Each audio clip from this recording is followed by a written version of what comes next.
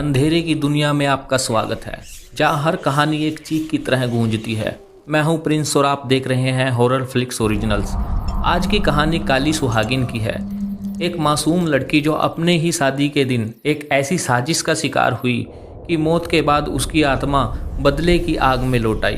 तो तैयार हो जाइए, क्योंकि ये कहानी आपके दिल की धड़कनें तेज कर देगी। तेज हवाएं और चांद का फीका उजाला। एक पुरानी हवेली जैसे घर में शादी की खुशियां खत्म हो चुकी थी। आंचल नई नवेली दुल्हन अपने कमरे में सुहाग की सेज पर बैठी थी, हाथों में मेहंदी की रंगत और दिल में सपने।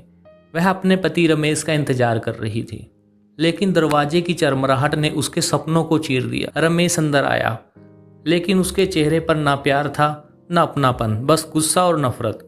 रमेश ने ठंडे लहजे में कहा, सुनो, ये शादी मेरी मर्जी के खिलाफ हुई है। मैं तुम जैसी काली लड़की से कभी शादी नहीं करता, लेकिन मेरे मम्मी पापा ने ना जाने तुम में ऐसा क्या देखा। ये कमरा मेरा है, तुम बराबर वाले कमरे में जाकर सो जाओ। ये सुनकर आंचल के पैरों तले जमीन खिसक गई।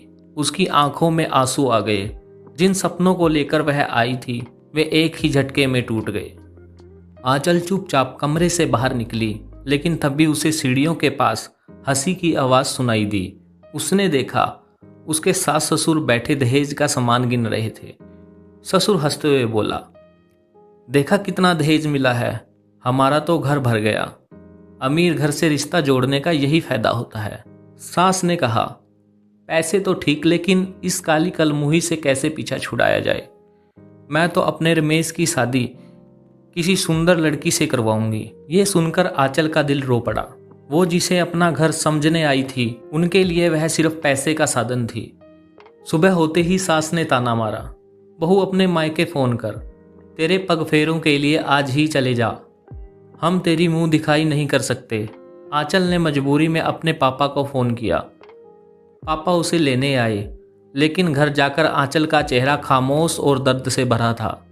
वह अपने कमरे में जाकर बंद हो गई और बस रोती रही। शाम तक ससुराल से कोई लेने नहीं आया। आंचल को लगा उसकी जिंदगी का अब कोई मतलब नहीं रहा। वह स्टोर रूम में गई और चूहे मारने की दवा खा ली। कुछ देर बाद उसका शरीर ठंडा होने लगा। उसकी आंखें बंद हो गई, लेकिन तभी कुछ अजीब हुआ। आंचल ने महसूस किया वह बिस्तर पर पड़ी है, लेकिन वह खुद हवा में खड़ी है। वह मर चुकी थी और उसकी आत्मा गुस्से से भरी हुई थी।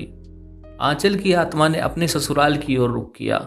रमेश और उसके माता पिता दहेज के गहने और पैसे गिन रहे थे, लेकिन तभी कमरे की खिड़कियां बंद होने के बावजूद जोरदार हवा का झोंका आया। दीवार की घड़ी नीचे गिरकर टूट गई। बिस्तर पर रखे गहने इधर उधर बिखर गए। रमेश ने फोन उठाया। उसे आंचल के पिता का फोन आया। रमेश, आंचल ने जहर खाकर खुदकुशी कर ली। रमेश का चेहरा सफेद पड़ गया, लेकिन सास के चेहरे पर एक शैतानी हंसी थी। चलो अच्छा हुआ, खुद ही पीछा छूट गया। तभी दरवाजा अपने आप बंद हो गया।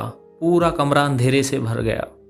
ससुर ने घबरा कर कहा, अरे खिड़की खोलो, लेकिन खिड़की किसी ने बाहर से बंद कर दी। तभी बिस्तर पर रखे नोटों में आग लग गई। पूरा कमरा धुएं से भर गया। सास चीखते हुए बोली, कौन है ये, कौन कर रहा है। लेकिन तभी रमेश का पैर किसी ने पकड़ लिया। वह गिर पड़ा। उसने देखा सफेद कपड़ों में खून से सनी आंचल की आत्मा उसके सामने खड़ी थी। आंचल ने चीखते हुए कहा, क्यों, दहेज चाहिए था ना, अब लो, मैं तुम्हारे लालच की कीमत वसूल करूंगी। वह रमेश के सीने पर बैठ गई और उसका गला दबाने लगी। उसकी आंखें बाहर निकलने लगी और आखिरकार उसकी सांसें थम गई। सास और ससुर बेहोश होकर गिर गए। जब होश आया तो सामने पुलिस इंस्पेक्टर खड़ा था। साहब, बहू ने मेरे बेटे को मार डाला, उसे पकड़ो। इंस्पेक्टर ने ठंडी आवाज में कहा, आपकी बहू तो सुबह ही मर चुकी है। सास घबरा कर बोली, नहीं, वो यही है, अभी अभी उसने रमेश का गला दबाया। लेकिन पुलिस ने पूरे घर की तलाशी ली, उन्हें कुछ नहीं मिला। शाम होते ही हवेली में फिर से डरावने साए दिखने लगे। सास ससुर अपने कमरे में बंद हो गए, लेकिन रात को अचानक दरवाजा अपने आप खुल गया। उसकी हंसी पूरे घर में गूंजने लगी। सास ने रोते हुए कहा, बहू हमें माफ कर दे। लेकिन आंचल ने ठंडी आवाज में कहा, अब माफी का समय खत्म हो चुका है। इतना कहते ही आंचल ने सास और ससुर पर हमला कर दिया और उनकी मौत हो गई। अगली सुबह घर वीराना पड़ा था। कहते हैं आज भी उस हवेली से एक औरत के रोने की आवाज़ आती है। कई लोगों ने दावा करते हुए कहा उन्होंने आंचल की आत्मा को सफ़ेद कपड़ों में घूमते देखा है। ये थी आज की डरावनी कहानी काली सुहागिन। अगर आपको यह कहानी पसंद आई हो तो लाइक, सब्सक्राइब और बेल आइकन दबाना मत भूलिएगा। मैं हूं प्रिंस और आप देख रहे हैं हॉरर फ्लिक्स ओरिजिनल। मिलते हैं अगली डरावनी कहानी में।